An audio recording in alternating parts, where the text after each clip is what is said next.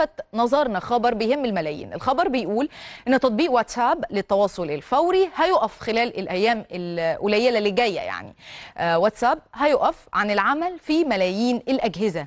ده اللي قالته صحيفه الصن البريطانيه. المصدر قال على الأشخاص اللي لديهم هواتف ذكية قديمة أن يعلموا أن التطبيق هيقف عن العمل معاهم بحلول العام المقبل 2021. طب احنا محتاجين بقى نفهم نفهم أكتر عن هذا الأمر. بينضم إلينا هاتفيا مهندس وليد حجاج، الخبير وباحث في أمن المعلومات. برحب بحضرتك يا فندم. اهلا بيك يا فندم وبالساده المشاهدين. ايه نوع الأجهزة القديمة اللي بيتكلموا عنها انه هيتوقف عندها برنامج واتساب؟ خلينا نقول ان نظام التشغيل الاي او اس الخاص بابل دلوقتي وصل لفيرجن 14.2 اصدار 14.2. صحيح. فالاجهزه اللي عليها اصدار قبل اصدار 9 اي او اس 9 هيشتغل، قبل 9 مش هيشتغل. ده بالنسبه للايفون. ده بالنسبه للايفون، وده معناه ان نترجمه بقى لموديلات. اي حد معاه تليفون قبل ايفون 4 اس مش هيشتغل.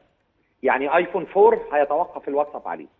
لكن ايفون 4 اس، ايفون 5 اس، 6 اس، كل ده هيشتغل لو اتعمل له تحديث انه يبقى الاي او اس اللي عليه 9 او اكثر. معنى كلام حضرتك ان هو بس يحدث تحديث لهذه الاجهزه ولا تتغير خالص؟ ما هو لو الاجهزه ايفون 4 اس وبعديها يتعمل لها تحديث، لكن طيب. قبل الايفون 4 اس ملوش تحديث علشان اصلا مش هيقدر يوصل لفيرجن 9. طيب باقي انواع الاجهزه الثانيه نعرف نترجم الكلام ده عليها ازاي؟ بالظبط كده. الاجهزه الثانيه الاندرويد كل ما هو قبل 4.0.3، اي حد معاه تليفون عليه اندرويد فيرجن 4.0.3 هيشتغل، اللي قبلها مش هيشتغل.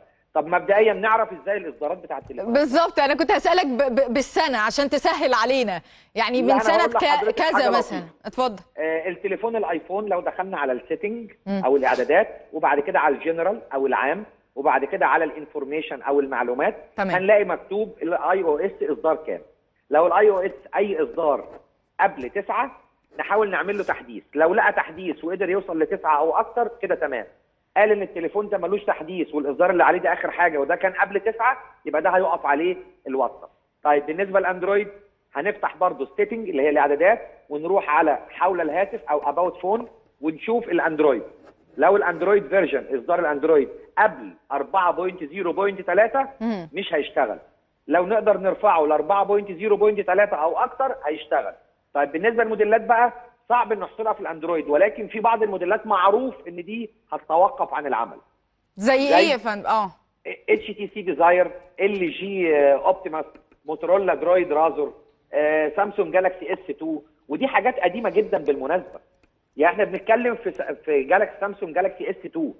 اس 2 ده يعني ده قديم بقاله سنين كتيره. احنا في بعديه اس 3 واس 4 واس 5. فاللي انا اقصده الخدمه هتتوقف، وده كل سنه بيحصل في يناير على التليفونات اللي بقت خلاص تكاد تكون مش شغاله مع اصحابها، لانها ما بتدعمش التكنولوجيا الحديثه والمتصفحات السريعه والانترنت والكلام، والتكنولوجيا بتاعتها خلاص بقت اوبسليت او انتهت. وبالتالي محدش يقلق من المستخدمين ان تليفونه هيعطل ولا لا. اقل واحد جايب تليفون من 6 سنين هيلاقي فيرجن الاندرويد عنده 8 او 9. طيب ده خبر كويس. انا بشكرك شكرا جزيلا باشمهندس وليد حجاج، الخبير والباحث في امن المعلومات. شكرا جزيلا ليك يا فندم.